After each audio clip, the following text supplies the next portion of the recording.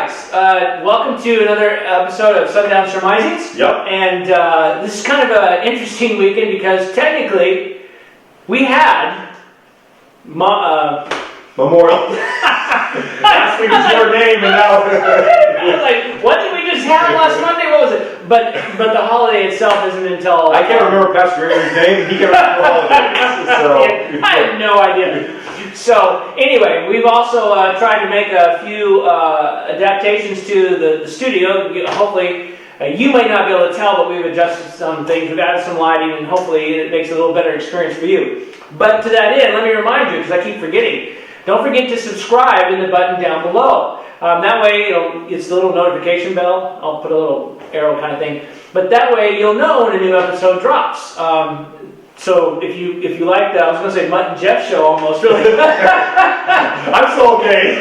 You're okay. I can cover Mutt. Anyway, so join us as we kind of take a trip through Scripture, some of our favorite passages in story, and tonight we start a 3-part series of looking at memorials.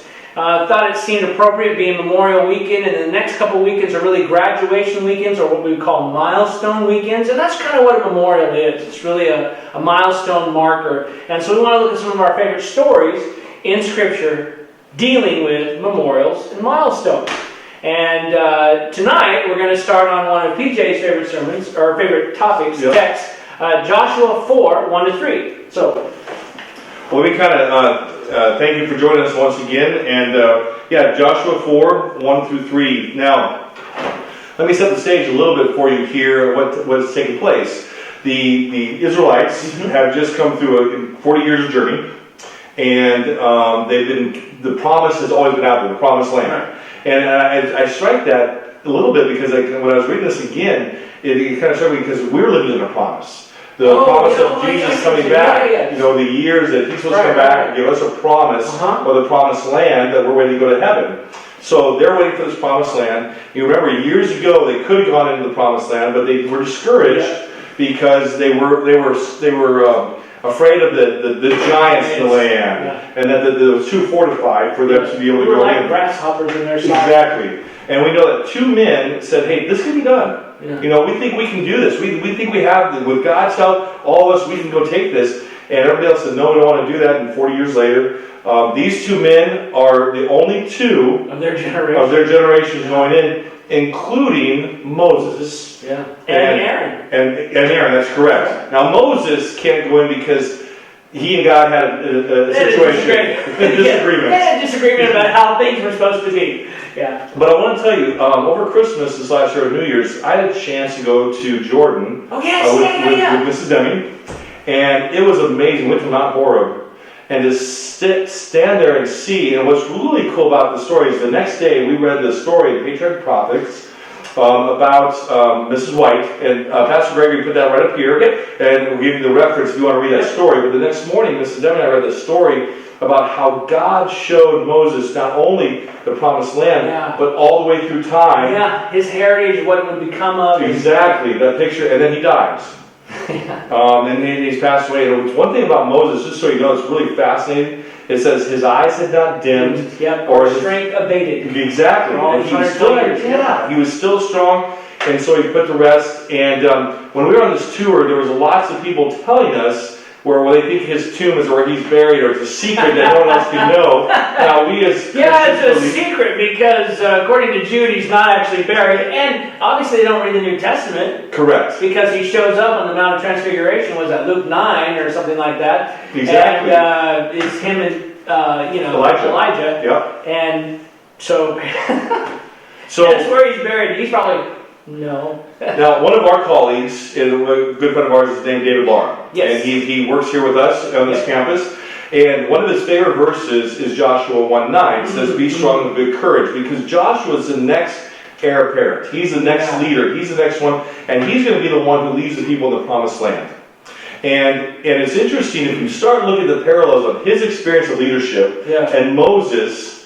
Moses gave him a lot of the same attributes needed because a lot of the same instances happened in this story. Yeah, that's true. Is a reflection of kind of a deja vu, as it were. They've done this. This new generation is going to experience something their fellow, or their previous generation. The ones that had all died in the wilderness. Exactly. And they may have heard the stories, but it was now not just going to be a story, it was going to be a real experience. So the story is this, that they need to cross over the Jordan River. And again, on this, not to talk much about my experience, but I had a chance to be in the Jordan River and baptize some people. That's cool. Yeah, so it was really cool to cool. see these things in place. And the place that I was at, I think, was not quite the place that they crossed because it was a very small area. Well, how close were you to Jericho? Not as we weren't that close. Okay, well, yeah, so they crossed close to Jericho. That's correct. So you have the historical background, you have the city where they're going to, and you have this moment. So come with us for a minute. Let's dive into this. And Pastor Gregory, if you could read the first 2 verses, that'd be great. All right. Joshua 4. I'll just read 1 and 2 then. Perfect. Yeah. Okay. So I'm reading from Joshua 4. If you have your Bible, electronic Bible or paper Bible, take it out, open it up. And I'm just going to read from the King James. I'll kind of probably paraphrase a little along the way. I love the King James, but it can get kind of, the language can kind of get in your way a little bit. So, and it came to pass, when everybody was clean, and they passed over Jordan, that the Lord spoke to Joshua and said, listen, I need you to get 12 men out from the people, one from every tribe. So, one from every tribe. One from every tribe. Somebody who's going to represent the tribe. That must have been pretty... I mean, think about it. Would you have been like, pick me? I mean, because you're now going to represent the whole tribe. Or would it be like, what if I fail? I'll make my whole tribe look bad? Or I don't know. What I think when we say pick me, we have those people who just raise their hand quickly, but then we have those people who say, well, what is it? Yeah. What is it? Yeah, what am I signing up for? Yeah. Exactly. What do you need to do? I don't know. Now, we're not necessarily, but I want to take you for a little bit of a journey here with us for a moment. Pastor Gregory and I, by profession and by calling, we feel, are ministers. We're pastors. So we would probably have been of the Levite tribe. Yeah. You know, the Levitical tribe, the Levite tribe. They were the ones who took care of the temple. They were the ones who took care of that. In my case, probably Korah, son of Korah, part of the cantors. The choir, exactly. song leaders. And I would have been part of the organizing group because I love to organize the details. And carrying and putting it all together, carrying the tabernacle. So we probably would have been part of that. Now, the story sets that the waters, so we just read that they passed through. Everyone was finished going through. And so what they did is they had crossed River Jordan. And what took place was that God said, once your priests, the feast of the priests, touch the waters, because it was a water, and they're like, how are we going to walk through? Correct. We got kids and little animals, and they got to go through the mud and the water, and I mean, how's that going to work? And exactly. God's like, no, I got this figured out. So when their feet touched, the waters parted. And so it talks about that the waters also were at flood stage. Yeah. So it wasn't just like a little or difficult to cross. Right. Now, have you ever gone in like a water that was really rushing and stuff? Oh yeah. I grew up around. Okay. So I grew up in Central California around a place called Three Rivers. Okay. And especially in the late spring, early summer, you get a lot of the snow runoff from around Sequoia, Kings Canyon National Park. It's right near. Anyways, Three Rivers. I'll put a map up there. It's beautiful, and there's a bunch of large granite things and Native American places where they grind corn and stuff. So it's really cool. But in the late spring, early summer, the water is cold and it is rushing, and at parts of it, it's 12 to 15 foot deep easily, and it's moving, and you can. I mean, people have died there because you jump in, it cracks you because you get swashed against a rock because it's easily 3 to 4 times the size of the studio when it's at the big part. But even when it's low, you might be able to walk up your chest. But when it's at flood stage, it's too much. Oh yeah, you just be rushed down river. So you remember, now we're going to go all the way back to the previous generation. Remember, they were confronted with the Egyptians coming and the Red Sea in front of them. And God parted those waters for them to walk through. Now, situation here again, they have a new generation. They've heard the stories. But they're also concerned about rushing, being pulled, how are we going to do this? How does this work? Right, we heard that story, and that was that, but what about us? Right, so God says as soon as the priest's feet touch, it separates. So the water separates. Let's run down our story today, but the water separates, and they all cross through. Now, here's the challenge, and what Pastor Gregory alluded to earlier, is we want to kind of do a 3-part series or conversation about memorials. the idea of a memorial, and you may have heard that in regards to sometimes there's a funeral service or there's a memorial service, and you remind yourself of the impact, of the connection points. And Pastor Greg and I have both, through our years as ministers, have had a chance to be a part of or lead out in memorial services when someone passes away. But it's not just for the death. It's also memories. One of the things we do is, like, for instance, tell us how many years you've been married.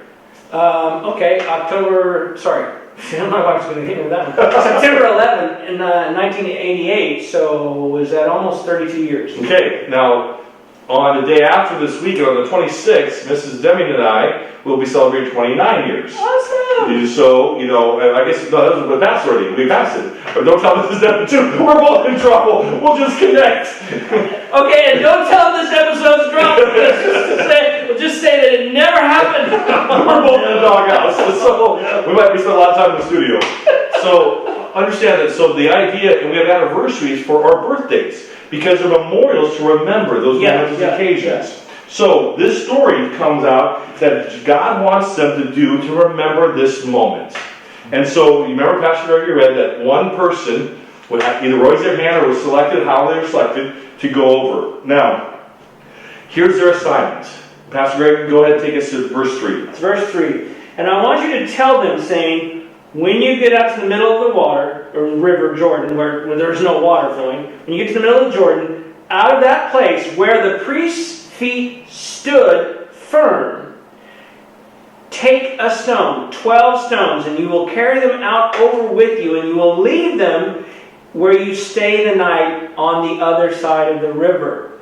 So they were to go in, each one of those 12, find a big enough rock, right? And then when they would carry it over, and there was going to be a special pile wherever the priest stood firm, and when the water closed back, those rocks would be from the middle of the river, or what had been the river. Correct.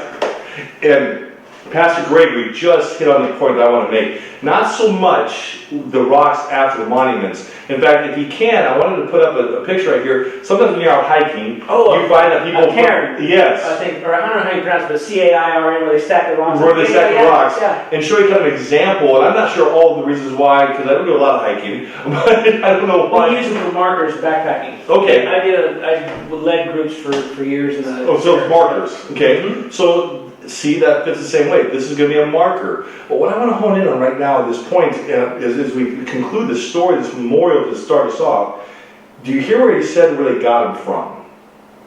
So when you walk upon those rocks, because if you walk around rock beds or lake beds or river beds, you find a lot of rocks. And you can find along the sides, they're smooth because the water, it says they found them from the middle of the river. And what I want to tell you about, how did they get them from the middle? Well, because God separated the waters and they got them from there. And so as you go look at the story, the monument, the marker is there for the reminder, but the story is, that's not the story.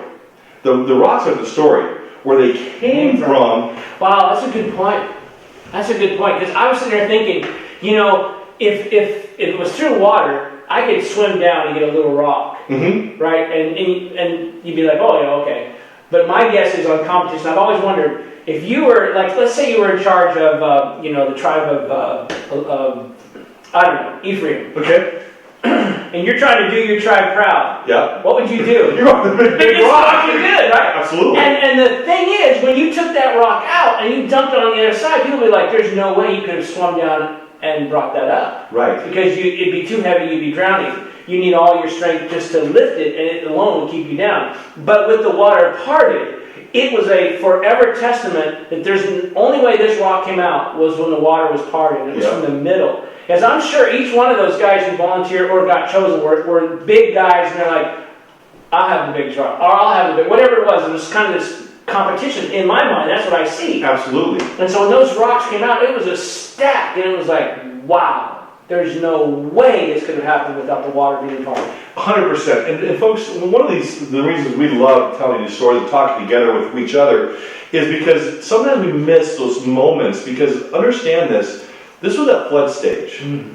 So God was saying, you're going to do this at flood stage. Like, what? Wait a minute. Let's wait till the waters go down.